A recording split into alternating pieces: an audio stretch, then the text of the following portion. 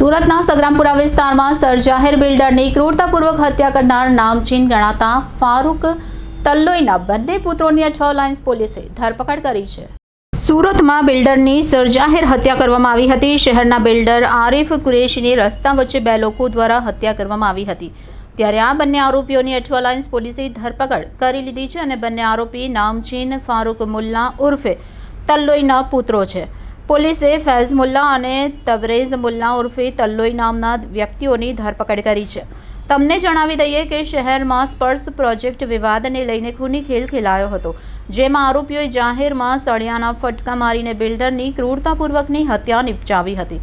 Builder Arif Qureshi ઉપર એટલો જનૂની હુમલો હતો કે તેની ખોપરી ફાટી ગઈ હતી।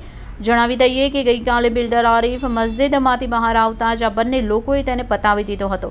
હુમલાખોરોએ પાછળથી ચાલુ મોપેડે માથામાં સળિયો માર્યો હતો। ઉલ્લેખનીય છે કે શહેરમાં છેલ્લા 4-5 વર્ષથી બિલ્ડર આરિફ કુરેશી સતત વિવાદોમાં ચાલી રહ્યો હતો। વર્ષ 2020માં મૃતક બિલ્ડર આરિફ કુરેશીએ આપઘાતનો પ્રયાસ કર્યો હતો। સુસાઇડ નોટ લખી પોતાની ઓફિસમાં જ ઝેરી દવા ગટગટાવીને તમામને દોડતા કરી નાખ્યા હતા। જમીન દલાલીથી શરૂઆત કરનાર આરિફ ધીમે ધીમે બિલ્ડર બન્યો હતો અને ત્યારબાદથી આરિફના જીવનમાં અનેક ભાઈગીરી કરનારા ટપોરીઓ આવ્યા હતા, જેમાં માથાભારે સજ્જ કોઠારીનો પણ સમાવેશ થાય છે। ગઈકાલે ઘટના સ્થળેથી પોલીસે DVR કબજે લઈ લીધા હતા, જેમાં CCTVમાં સમગ્ર ઘટના કેદ થઈ હતી। ત્યારે હવે પોલીસે બિલ્ડરના બંને હત્યારાને ઝડપી લીધા છે અને આગળની તપાસ શરૂ કરી દીધી છે। ઉલ્લેખનીય છે કે હત્યારાઓ જાહેરમાં હુમલો કરીને હત્યા કરી ભાગી છૂટ્યા હોવાથી આસપાસના વિસ્તારમાં ભારે ચકચાર મચી ગઈ હતી। ગઈકાલ તારીખ 30/7/2024ના રોજ કલાક 13:30 થી 14:00 દરમિયાન સગ્રામપુરા તલાવડી મૌલવી સ્ટ્રીટ ખાતે એક ઈસમની બે યુવકો દ્વારા હત્યા કરવામાં આવી હતી। મરણ જનાર જે છે એ મોહમ્મદ આરિફ કુરેશી નાઓ, જે બિલ્ડરનો જેમની ઉંમર 55 વર્ષની હતી અને જે વ્યવસાય બિલ્ડર તરીકે કામ કરતા હતા। એમના દીકરા સુફિયાને અઠવા પોલીસ સ્ટેશન ખાતે ફરિયાદ આપેલી કે તેમના પિતાની બે યુવકો ફૈઝ અને તબરેજ, આ બે યુવકોએ પાઇપ અને છરીના ઘા મારીને હત્યા કરેલી છે, બરાબર। જેના અનુસંધાને BNSની કલમ 103(1) મુજબનો અઠવા પોલીસ સ્ટેશન ખાતે ગુનો રજીસ્ટર કરવામાં આવેલ અને તપાસ ચાલુ કરવામાં આવેલ।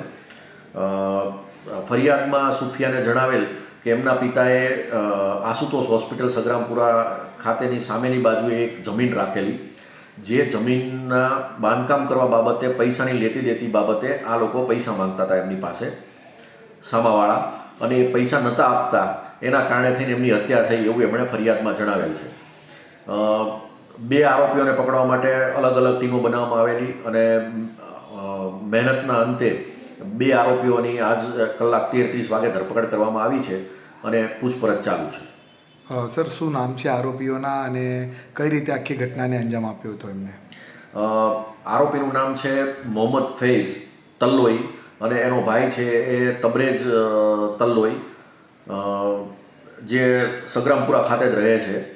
અને મોહમ્મદ ફૈઝનું કહેવું એવું છે કે જે મરણ જનાર આસિફ છે આરિફ, એણે એના વિરુદ્ધમાં લાલગેટ પોલીસ સ્ટેશનમાં 384ની ખંડણીની ખોટી ફરિયાદો દાખલ કરાવેલી, તેમજ અઠવા પોલીસ સ્ટેશન ખાતે અમારા વિરુદ્ધમાં ખોટી અરજીઓ કરતો હોય, જેના અનુસંધાને અમે એને મારેલ છે। સર, હાલ બંને જે આરોપીઓ છે સગા ભાઈઓ છે અને કયા વ્યવસાય સાથે સંકળાયેલા છે? અગાઉ કોઈ ગુના દાખલ છે એમની પર? મોહમ્મદ ફૈઝ વિરુદ્ધમાં લાલગેટ પોલીસ સ્ટેશનમાં એક ખંડણીનો ગુનો દાખલ થયેલો છે અને બીજો એક જાહેરનામા ભંગનો ગુનો કોરોના કાળ દરમિયાનનો દાખલ થયેલો છે। મોહમ્મદ તબરેજ વિરુદ્ધમાં હજુ કોઈ ગુના દાખલ થયેલા નથી। બંને આરોપીની સર ધરપકડ કરી લેવાઈ? બંને આરોપીઓની ધરપકડ કરવામાં આવી છે અને CCTV ફૂટેજ કબજે કરવામાં આવેલા છે। ગુનામાં વપરાયેલ હથિયાર કબજે કરવાની પ્રોસેસ ચાલુમાં છે અને આવતીકાલે નામદાર કોર્ટમાં રજૂ કરી આરોપીના રિમાન્ડ મેળવી ફર્ધર ઇન્વેસ્ટિગેશન કરવામાં આવશે।